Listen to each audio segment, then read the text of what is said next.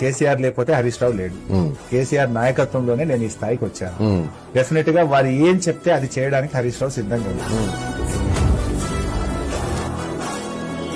మళ్ళా మన టైం వస్తుంది, మళ్ళా బరాబర్ మన టైం వస్తుంది.